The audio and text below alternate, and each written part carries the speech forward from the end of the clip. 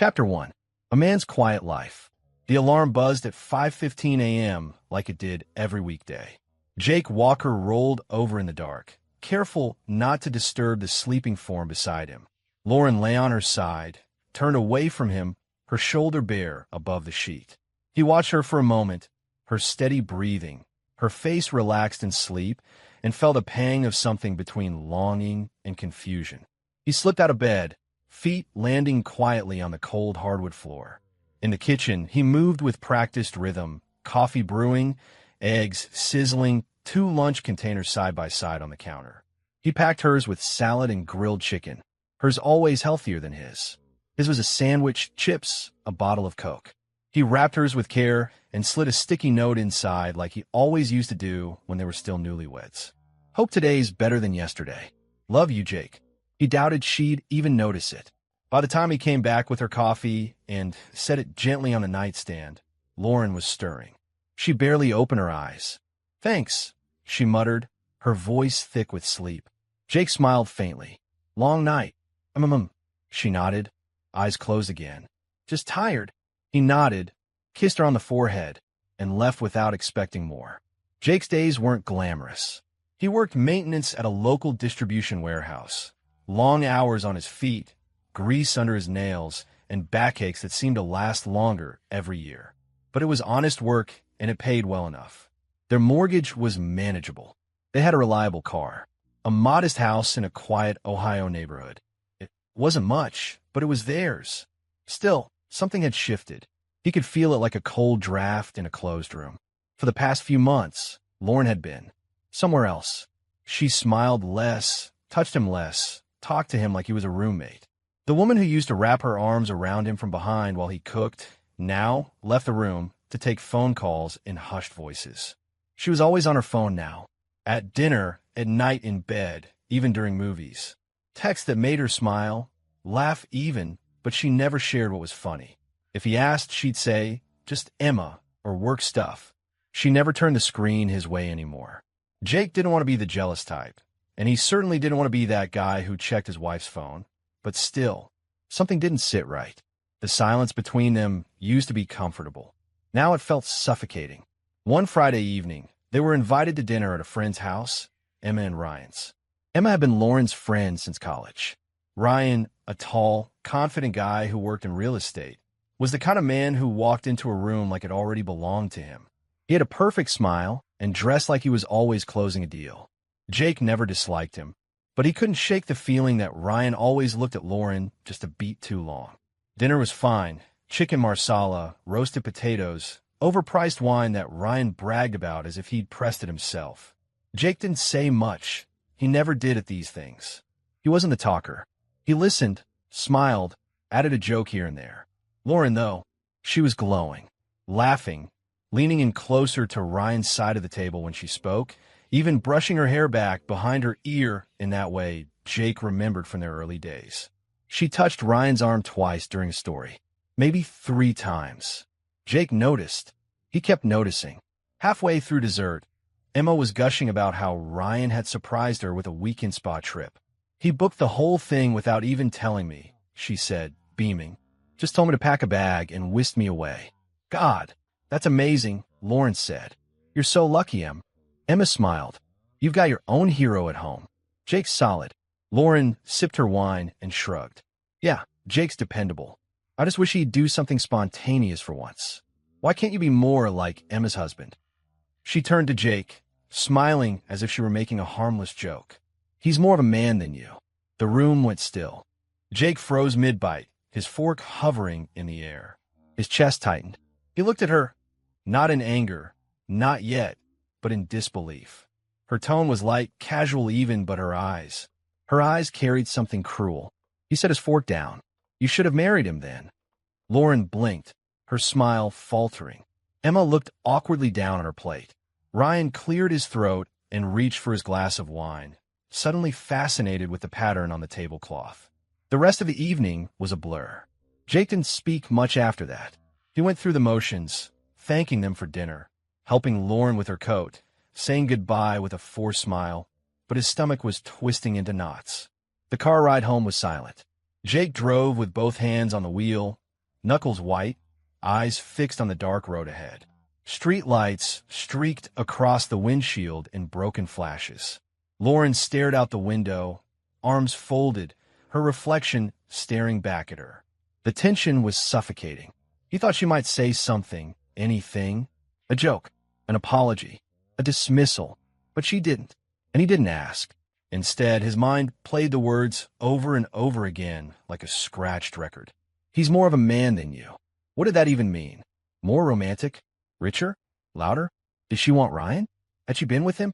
The questions dug at him like rusted nails.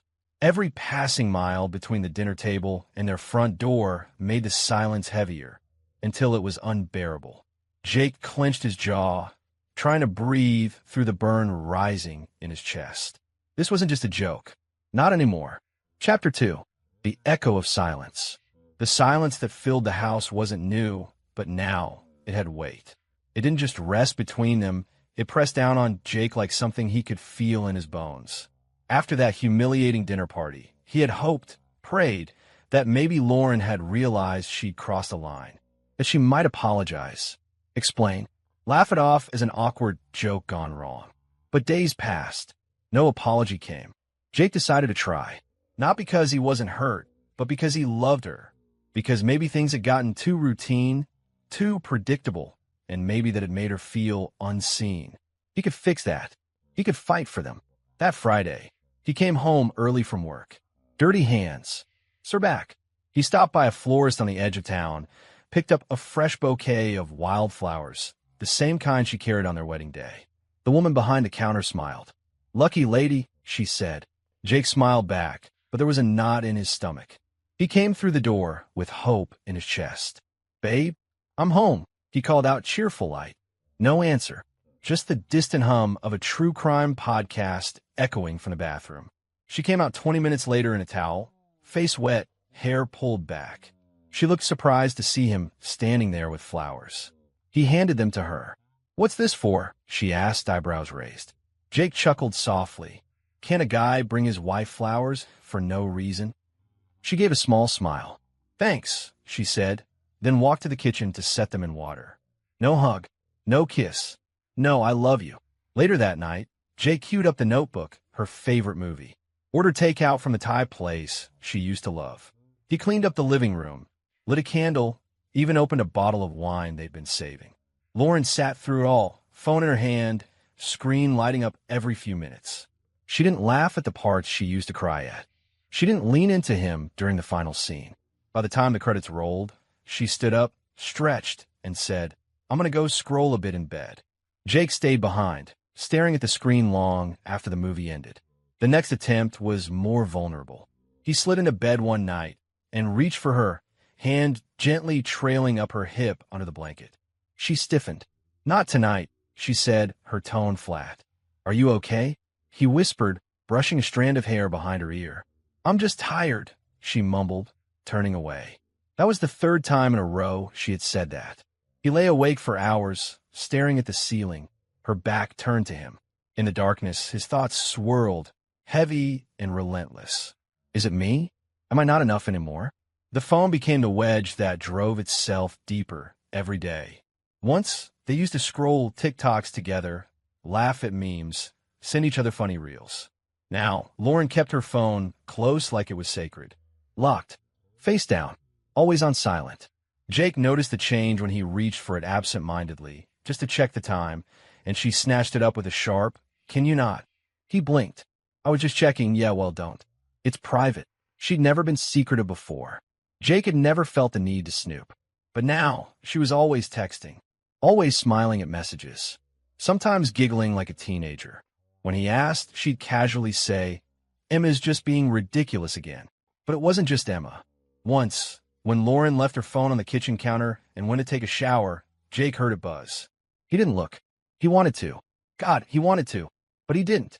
He told himself, if you have to check her phone, then something's already broken. He watched her walk around the house, like a stranger now. Her voice softer, her presence more fleeting. She always had somewhere else to be. Always something to do that didn't involve him. It came to a head at Kyle's barbecue. Jake's best friend since high school. Kyle had known him before Lauren, before the mortgage, before the late-night doubts.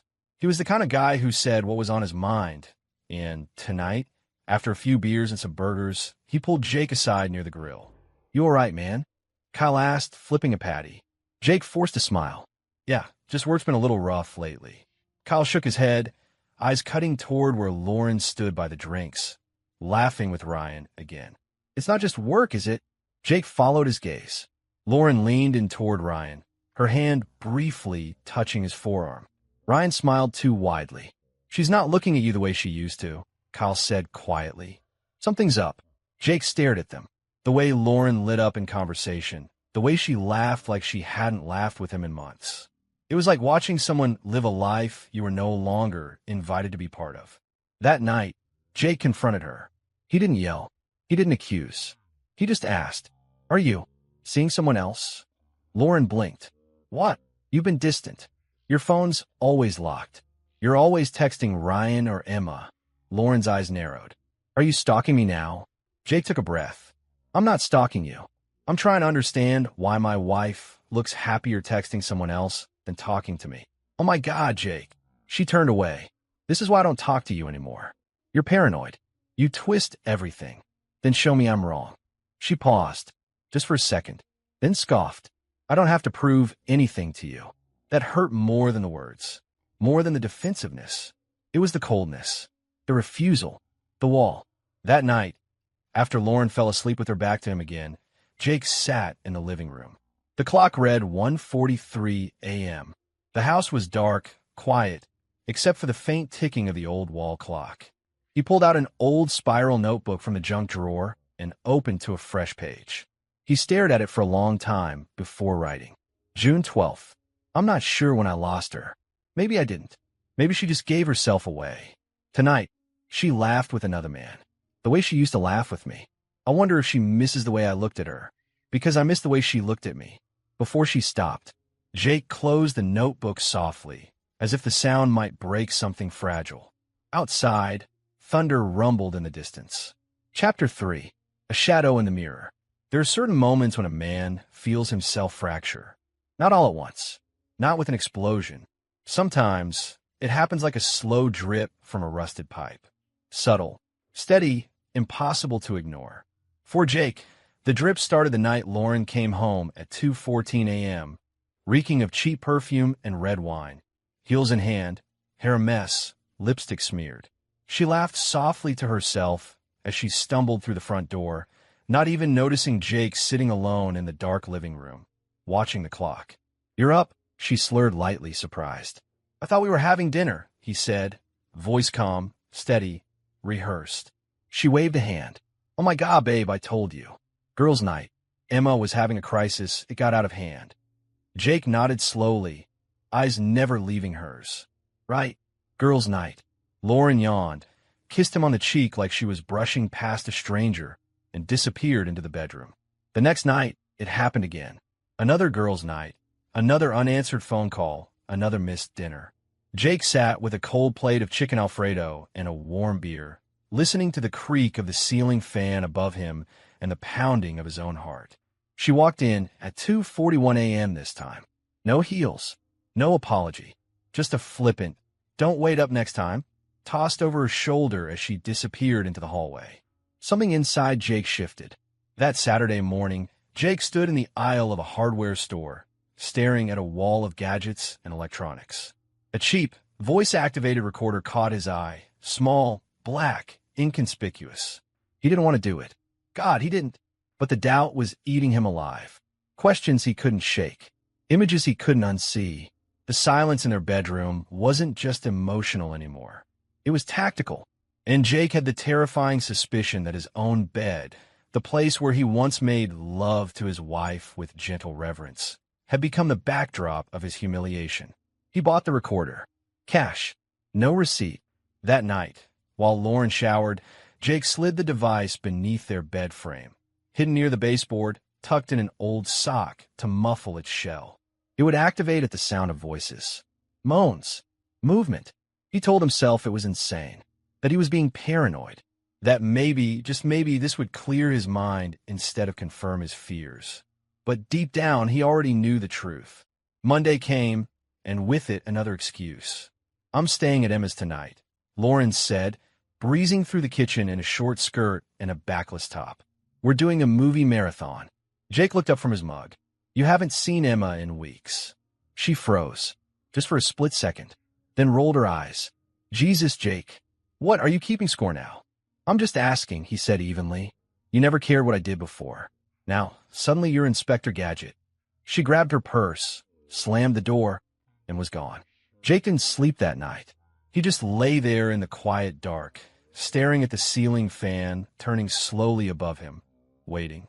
When she came home, again past 2 in the morning, he pretended to be asleep. He heard her undress, climb into bed, her perfume trailing behind her like a ghost. He could smell sex on her, and it made him want to vomit. The next evening, when Lauren left again for errands, Jake retrieved the recorder. His hands trembled as he plugged it into his laptop in the garage. The air was thick with dust and motor oil. The old radio on the shelf buzzed with static before he turned it off. The first few minutes of the playback were silent. The occasional creak. His own footsteps leaving the room. Then, the door. Voices. His heart stopped. A man's laugh. Low, smooth, unfamiliar. Lauren giggling. Whispers. A rustle of clothes. Shoes kicked off. Then a pause, like the calm before a storm. And then it came. Soft at first. Breathing. Moans. Bed springs creaking. The unmistakable sound of his mattress. Their mattress. Moving rhythmically under two bodies. Then Lauren's voice, breathless, euphoric. "God, that feels so much better than he ever." Jake slammed the laptop shut. His breath caught in his throat. His fists clenched so tight his nails dug into his palms. The weight of the betrayal crashed into him like a freight train. She had brought him here, into his home, into his bed, into the one place that was supposed to be sacred. She let another man take Jake's place, while he worked double shifts, while he packed her lunch, while he kissed her goodnight with blind, naive love. The walls of the garage seemed to close in around him. He stumbled backward into his workbench, knocking over a tray of sockets. The clattering echoed like gunfire. Jake let out a primal scream, a sound from somewhere deep inside, somewhere raw and wounded. He grabbed a nearby wrench and hurled it across the room. It hit the drywall, leaving a deep gash. He punched the wall next. Hard. Then again. And again.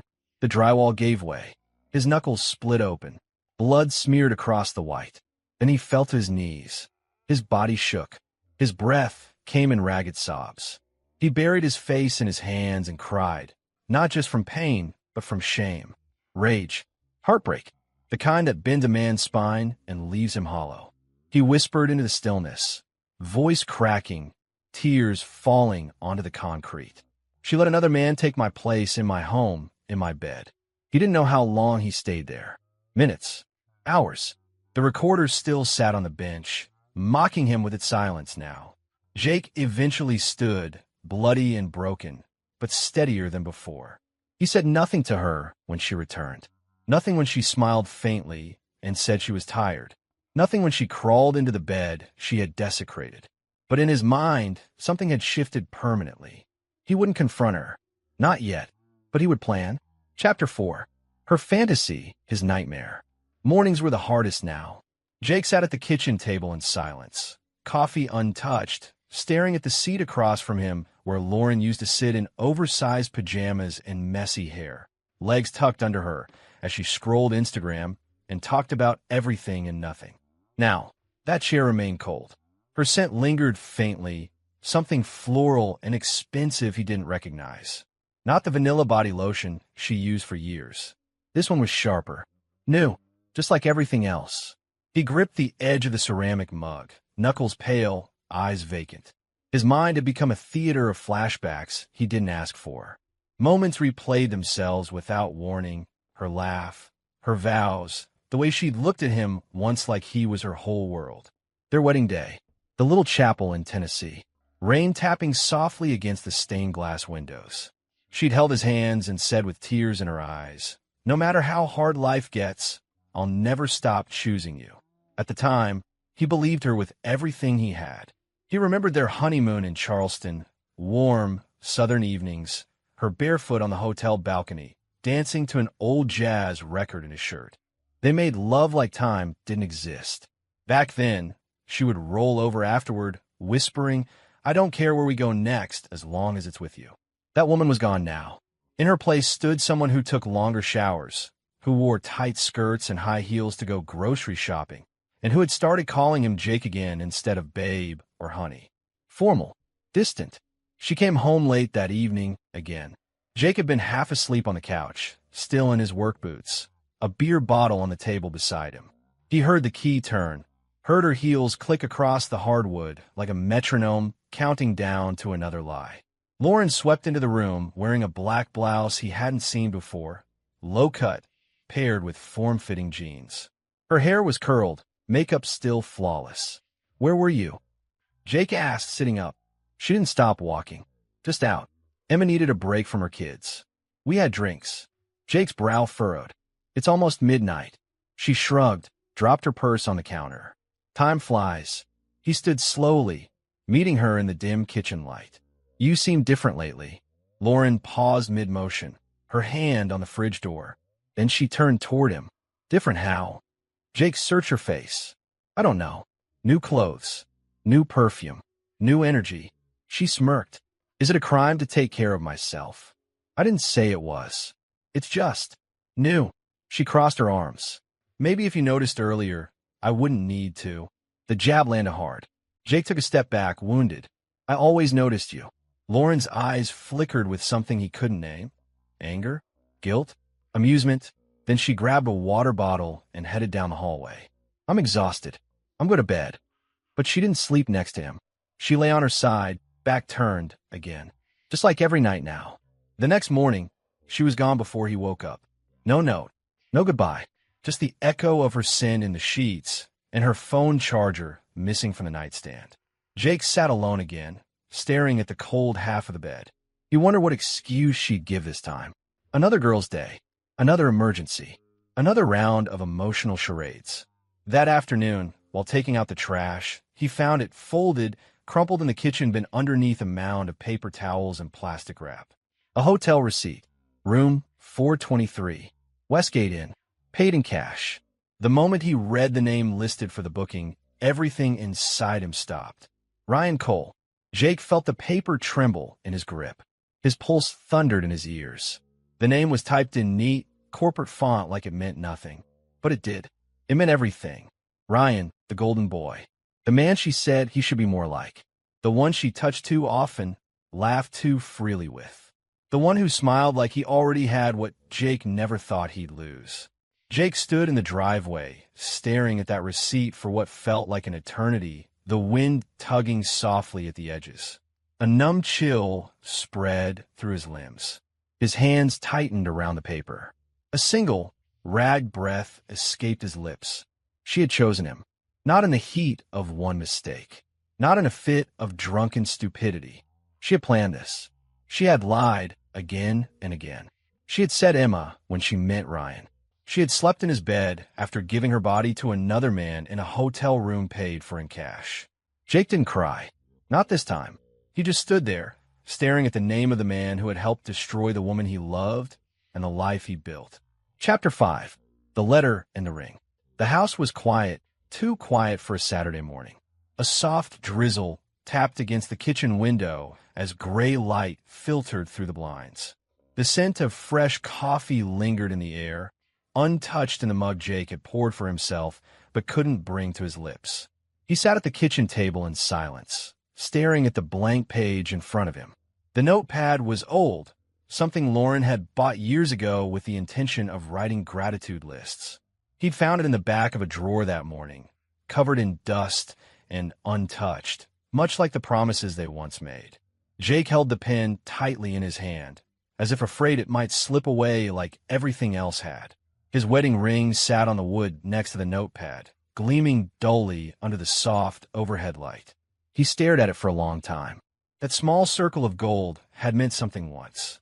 A vow, a bond, a future. Now, it felt like a shackle, one he was about to free himself from. He pressed the tip of the pen to the paper and began to write. Lauren, I could scream. I could rage. I could burn this house to the ground in anger, but I won't, because what I'm feeling isn't rage. It's something far worse. It's emptiness. You see, I spent years pouring everything I had into us. I gave you loyalty when it wasn't returned. I gave you my time when you gave it to someone else. I gave you every quiet, exhausted part of me, even when you didn't notice. While I was packing your lunch, you were packing overnight bags. While I was fixing the leaking sink, you were unzipping dresses for a man who looked at you the way I once did, before you turned your back on that look. You laughed with him. You touched him. You chose him. I gave you everything I had, while you were giving someone else your everything. And now I'm done. I hope he's the man you think I wasn't. I hope he wakes up when you stir, kisses your forehead, notices your new perfume. I hope he gives you whatever it is you were searching for in his bed, because I died the day you let him touch you. You just didn't bury me. Goodbye. Jakey set the pen down gently, folded the letter, and placed it in the center of the table. With slow, deliberate hands, Jake laid the wedding ring on top, its once proud shine now dull against the paper. He stood there for a long moment, staring at the small, silent message that now defined everything he had endured. Then he turned away. Jake moved through the house like a man preparing for exile. He packed with methodical detachment, a few changes of clothes, toiletries, his journal, and the old photo of him and Lauren on their honeymoon that he tore in half before slipping it into the side pocket of his duffel. No trace of rage, no mess, no revenge, just a quiet, clean exit. He walked through each room slowly, pausing in the bedroom where they once whispered dreams to each other at midnight, in the hallway where she used to dance barefoot in oversized sweaters, in the kitchen where they burned pancakes and kissed between sips of coffee. Everything now felt foreign. Hello. As he zipped up the bag, his phone buzzed. A message from Kyle. You all right, man? Haven't heard from you in days. Jake stared at it for a moment, then typed back. Leaving. I'll explain later. He grabbed his keys, slung the duffel over his shoulder, and stepped out into the gray morning. The front door closed behind him with a soft click, not a slam. Just the sound of a chapter ending. He didn't look back. That evening, Lauren came home just after 6, humming softly to herself. Her hair was curled, her lipstick still perfect. She carried a boutique shopping bag in one hand and her phone in the other, texting with rapid thumbs and half smiling at whatever was on screen. Jake, she called out, distracted. I picked up sushi from that place you like. Figure we could do dinner tonight. No answer. She stepped into the kitchen and froze. There, on the table where her laptop usually sat, was the letter. And the ring. Lauren blinked. Her breath caught in her throat. Her fingers trembled slightly as she set the sushi bag down. She reached for the paper, hesitated, then unfolded it with slow, shaking hands. Her eyes scanned the words once, then again. Her hand flew to her mouth. Her knees buckled. She let out a choked sob that echoed off the tile floor. The paper slipped from her grip and fluttered to the floor. She crumpled beside it. Her body trembled as she let out a scream, raw, primal, broken. Jake, no. No. No, no, no. She clawed at the ring on the floor like it was a lifeline. Her mascara smeared down her cheeks as she collapsed fully, gasping, sobbing, curled on the floor in a twisted mess of regret. She was still there, knees on the cold tile, chest heaving, whispering his name over and over, when her phone buzzed on the counter. Jake didn't answer, but a few days later, he got a call from a familiar number, Emma, Ryan's wife. He hesitated before picking up. Her voice was quiet, measured, exhausted. Jake, it's Emma. Hey, he said, guarded. I just thought you should know. Lauren fell to her knees, screaming when she read your letter. She's been calling everyone, sobbing. Chapter 6. The Truth Burns. The first message came at 7:02 a.m., right as Jake pulled into the gravel lot behind the fabrication shop. Lauren, please talk to me. It's not what it looks like. Jake stared at the glowing screen, thumb hovering over the notification. For a moment, he felt a flicker of something, nostalgia, maybe, or pity, but it passed like smoke. He locked the phone and stuffed it into his jacket pocket without replying. Let her sit in it. Let her feel what silence tastes like. Inside the shop, the rhythm of grinding metal and compressed air drowned out any lingering thoughts of Lauren. For the first time in weeks, Jake welcomed the noise. Welcomed the burn in his arms from lifting steel beams. Welcomed the mindless repetition of welding and bolting and moving on to the next task. Work was good. Work was simple. People weren't. That evening, as he was closing up, Kyle pulled up in his old red truck. The engine coughed before dying. "You look like hell," Kyle said through a rolled-down window. Jake cracked a tired smile. "You always know how to flatter a man." Kyle leaned on the steering wheel. "Listen, I've got the cabin stocked, and the weather's perfect. Just you, me, a cooler, and a bunch of fish that'll wish we hadn't shown up." Jake hesitated. "I don't know, man. No excuses," Kyle cut in. "You need this. You've been walking around like a ghost. Get out of town, clear your head. Remember what your life felt like before all this." Jake looked down at his calloused hands, then out toward the fading sun dipping behind the tree line. "All right, let's go." They left at dawn the next morning. The drive was quiet, comfortable. Just the hum of tires on blacktop and the occasional country rock song drifting through the speakers. Jake rolled the window down and let the air whip through his hair. He hadn't realized how heavy the air around him had become in recent months until now. By noon, they were out at the lake, rods in the water, beers in hand, the only sound being the soft lapping of water against the old wooden boat. Jake let out a breath he didn't realize he'd been holding for days. "You ever think," he said, "that maybe we build our lives on sand and just hope the tide never comes?" Kyle looked over. "You built yours on love, brother. It's not your fault she dug through it looking for something shinier." Jake chuckled, but it was hollow. "I just didn't see it coming. Thought love was supposed to be enough." Kyle reeled in his line. "It was enough. For you. Some people, they just can't handle quiet loyalty. They need fireworks, even if it burns down the house." Jake looked out across the water, the breeze rippling the surface. And for the first time in a long time, he let himself feel peace. Back in town, Lauren was unraveling. Jake's silence was deafening. Her texts had gone unanswered. Her calls rang out before hitting voicemail. Each minute of being ignored stretched like torture. By Monday morning, she was desperate enough to do the unthinkable. Jake was leaning against the back wall of the shop, wiping grease from his hands when he heard her voice. "Jake." He turned, frowning. She was walking toward him in heels, clearly out of place in the gritty industrial yard. Her mascara was smudged, hair windblown. She looked manic. Lost. "Jake, please." He stepped back instinctively. "What the hell are you doing here?" She reached for him. "I need to talk. I need to explain. You can't just disappear like this." People were watching now, co-workers pausing in the bay, one of the mechanics raising an eyebrow over the hood of a truck.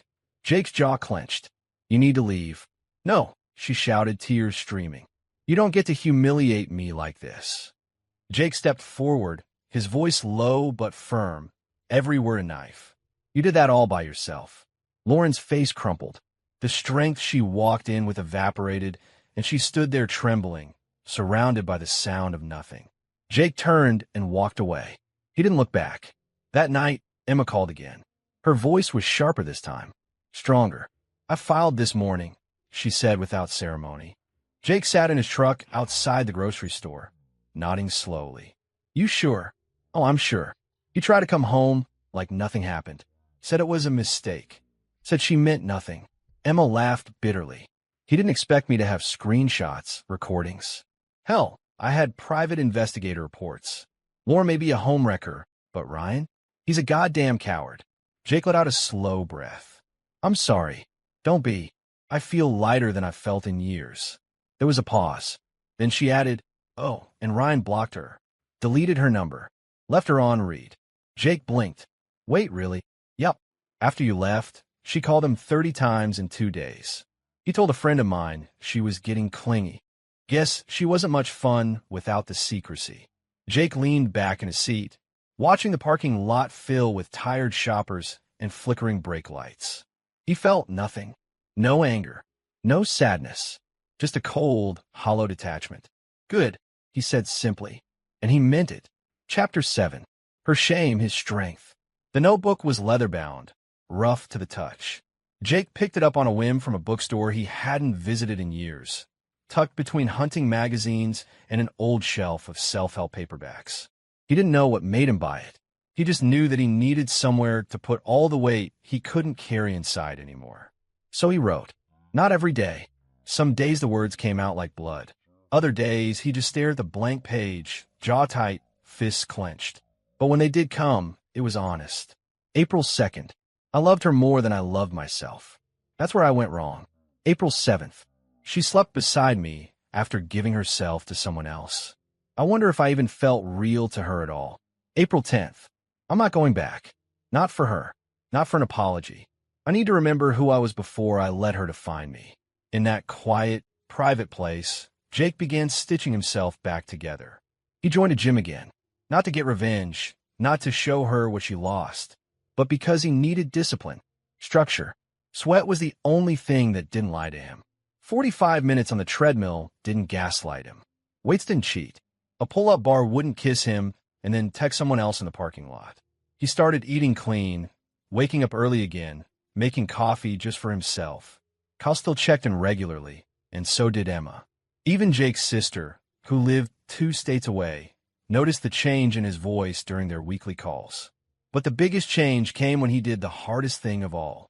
He walked into a therapist's office. At first, he sat on the edge of the couch like it was on fire. I don't even know why I'm here, Jake muttered, rubbing his palms together. The therapist, Dr. Leone, just nodded. Then let's figure that out together. It wasn't magic. It wasn't easy, but it was honest. And for once, Jake felt like he was doing something for himself. 3 weeks passed. Then 5. Jake stopped counting. He was at the grocery store one gray Saturday afternoon, wandering the aisles without much of a list. Eggs, oats, chicken breast. He was trying a new marinade recipe Kyle recommended. He turned into the baking aisle, casually comparing 2 brands of olive oil, when he saw her. Lauren. At first, he didn't recognize her. Her once sleek blonde hair was frizzy and tied into a limp knot. She wore no makeup, and there were dark circles under her eyes. Her clothes were mismatched and hung off her like she hadn't eaten properly in days. Her posture was sunken, shoulders curled inward like she was trying to fold into herself. Jake froze for half a second. Then he went back to comparing labels. But she saw him, and she came closer. Jake! Her voice cracked like thin ice. He didn't look at her at first, not until she was right in front of him. When he did, her eyes immediately filled with tears. She stammered. I didn't expect to see you here. Jake's expression was unreadable. Calm, collected, like a man staring at a storm that had already passed. She reached out slowly, fingertips brushing his forearm. I miss you, she whispered. I ruined everything. Jake gently pulled his arm away. You don't miss me, Lauren, he said quietly. You miss what I gave you, not who I am. Lauren's lips trembled. I made mistakes. I know, but it wasn't about you. I needed something. I didn't know how to say it. It started with one stupid night after a fight, and then Jake stood silently as she unraveled. Then I didn't know how to stop, she continued, voice cracking. I liked the attention. I liked feeling wanted, and I didn't think you'd ever find out. You were so steady, so good. And she broke eye contact, staring at the scuffed linoleum floor. I thought I had time to fix it before it got out of hand, she mumbled. But it got out of hand fast. Jake didn't respond. He just stared at her, like a man watching a house he once built burn to the ground. He saw the woman he married somewhere behind those broken eyes, but she was buried beneath months of lies and years of distance. And finally he spoke. I used to replay our wedding in my head every night. You know that. Lauren looked up at him, tears spilling freely. I used to hear your voice when you promised you'd never stop choosing me. And every night I thought, maybe tomorrow she'll come back. Maybe she'll remember. A long silence stretched between them. But you didn't, Jake finished. Lauren wiped her face. I'm sorry. I know sorry isn't enough. Jake nodded slowly. No, it's not. And then, without another word, he turned his card down the aisle and walked away. He didn't look back. Chapter 8. The Confrontation. The message came on a rainy Thursday morning. Jake was sitting by his apartment window, sipping black coffee, watching the water streak down the glass like the world was crying for him. Lauren, please, one last chance to talk. I'll do anything. I'll change. I'll prove it to you. He He stared at the screen for a long time, unmoving. Her words didn't hit like they used to. Not because they didn't matter, but because he was finally numb to the hope. Still, he agreed. Not for her. For himself. To finally end it, face to face. No running. No yelling. No drunk voicemails or guilt-tripping texts. Just two people sitting across from each other with the wreckage between them. The cafe was one of those quiet, tucked-away spots with too much brick and soft jazz leaking from ceiling speakers. Jake chose it because he knew she wouldn't cry here. Not loudly, anyway. Lauren arrived 10 minutes late. Jake had already ordered a black coffee. No cream, no sugar. She showed up in a beige coat, hair tied back, makeup tried but barely concealing how worn she looked. Her eyes were puffy, the kind that hadn't known real sleep in weeks. She sat down across from him slowly, like she was walking on a thin ice. "Thank you for coming," she said softly. Jake didn't respond. He just looked at her, steady, unreadable. Lauren twisted her fingers together on the table. "I've been thinking a lot about everything, about what I did, about who I became. And I'm so sorry, Jake." He took a slow sip of coffee, waited. She leaned in, her voice desperate now. "I'll do anything. I'll go to counseling. I'll quit my job. I'll move out for a while, whatever it takes. I want to fix this. I want us back." Jake set the cup down carefully, then reached into the inside pocket of his jacket. Lauren froze. "I didn't come here for closure," he said calmly. "I came to return something." He pulled out a folder. Inside were the divorce papers, neat, signed, final. She blinked fast, like she didn't understand what she was seeing. "I already signed them," Jake said. "You just need to add yours." Lauren's face crumpled. You already gave up?" "I didn't give up." He shook his head. "You gave up the night you let someone else undress you in our bed. In our house. When you lied to my face. When you laughed at his jokes and compared me to him like I was the lesser man." Her bottom lip trembled. "I didn't mean to—" "You meant all of it, Lauren," he interrupted, his voice low but firm. "Every time you chose him. Every time you texted him good night while lying next to me. Every time you thought I wouldn't find out. That's the part that kills me the most. You didn't just cheat. You gambled that I'd stay dumb. You insulted my love with your arrogance." Lauren covered her face, her shoulders shaking. "I don't want an apology," he continued, his tone flat. "I want peace. And I can't find that with you in my life." She tried to reach for his hand, but he moved it away. "I can't breathe around you anymore, Lauren. I don't trust you. I don't even recognize you. Whatever this is that you're feeling, it's not love. It's guilt. And I won't let that guilt chain me to the worst version of us." Lauren wiped her eyes and tried to catch her breath. "I didn't mean to hurt you, but you did." He stood slowly, "And now I'm choosing me. For once." He placed the papers gently on the table. "You can sign them whenever. I won't chase you." She sat there, stunned, mouth slightly open like she wanted to scream, but had forgotten how. Jake turned and walked toward the exit. Just before reaching the door, he noticed a man standing near the window. Late 50s, graying hair, tailored coat. He hadn't seen him at first, but now they made eye contact. Lauren's father. Jake paused. The older man gave him a curt nod, then walked over slowly. Jake waited. "I heard you were meeting her here," the man said. "I just wanted to see it for myself."